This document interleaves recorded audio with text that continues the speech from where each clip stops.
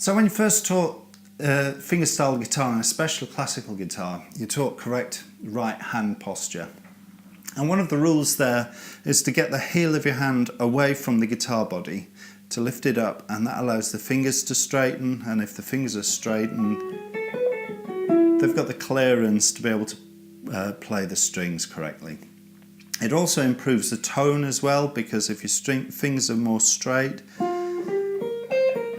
they tend to pluck along the plane of the strings, which means the string vibrates along the plane of the strings, and that creates a nicer sound than if the strings vibrate up and down into and out of the guitar. The reason for that is that when the strings vibrate like that, you start getting more fret buzz. The strings will snap against the frets, it'll kill sustain, it'll start buzzing, those kinds of problems. So that's why you're taught to lift the heel of your hand away from the guitar. But I discovered when I started playing the electric guitar, I needed to start challenging some of these rules, changing some of these rules. And one of the reasons with the electric guitar, and especially when you've got distortion, is controlling string noise, controlling that kind of background noise that builds up. Because that tends to dominate, especially when you've got distortion. Now, controlling string noise is a function of both hands. So both your left and your right hand need to get involved in it. And the way you sort of share out the load is that the left hand tends to control the treble strings, or the strings higher than the note you're playing, as you can see there. So my index finger's slightly flat is actually touching the E and the B string, and that note's playing on the G string. But what about the bass strings? The left hand really can't get too involved with what's going on the bass strings, and that's where the right hand has to get involved. And it can't do that if it's too far away from the strings. So what I've learnt to do is to get my hand flat against the body of the guitar, and this allows both hands to start to get involved in controlling that string noise.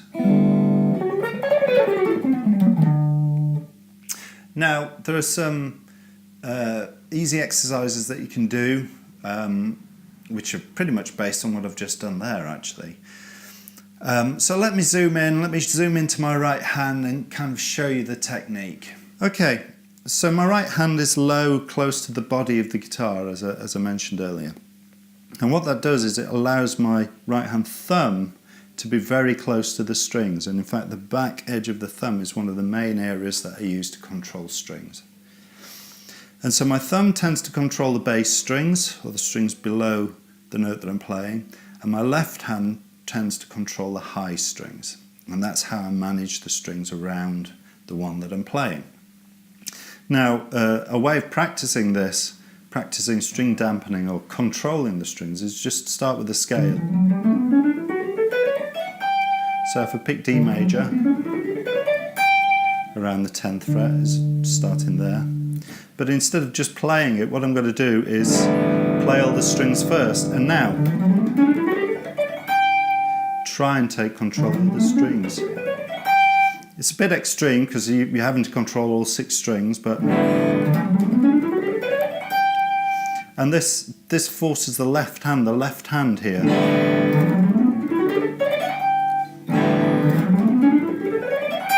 As you can see, it's a challenging thing to do, but what I'm doing here, when I first start playing the scale, my hand is quite flat, so even though my index finger's fretting that D, it's actually muffling the other strings as well, so that's allowing me to control the strings.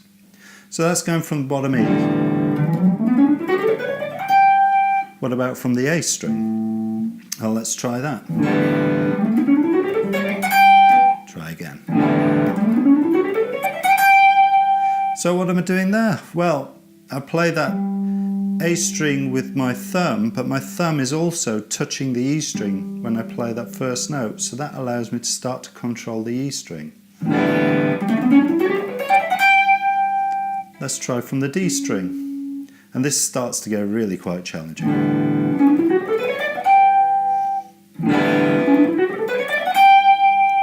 Or from the G string.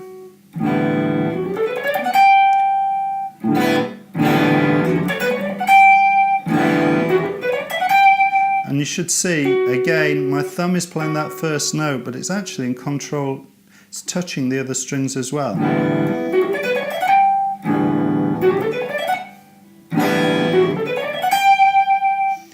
I'll try from the B string.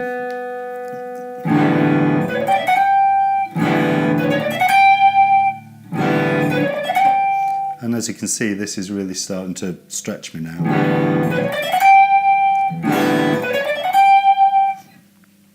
Another way of doing this is just to work on right hand control.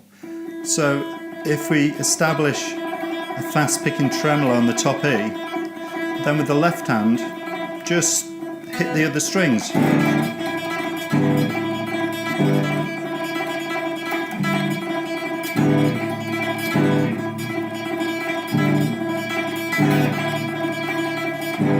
And as you can see, my left hand has to get involved, and while it's playing that tremolo,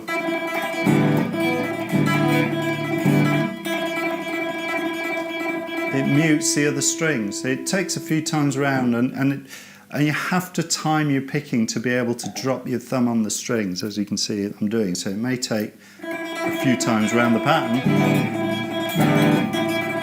but you do learn how to control all of the strings. Now practically, when you're playing the guitar, you tend to have to manage the string that you've just moved away from. That tends to be the one that you need to control, and that tends to be the strings either side of the string that's making the note. So you very rarely have to do this kind of extreme string dampening, but the more you work on it, the more you have the control to be able to do this. And the more you can be able to cope with those situations where, I don't know, something bashes against your guitar and suddenly all the strings start making a sound. And you can take control of it again, even with heavy distortion on.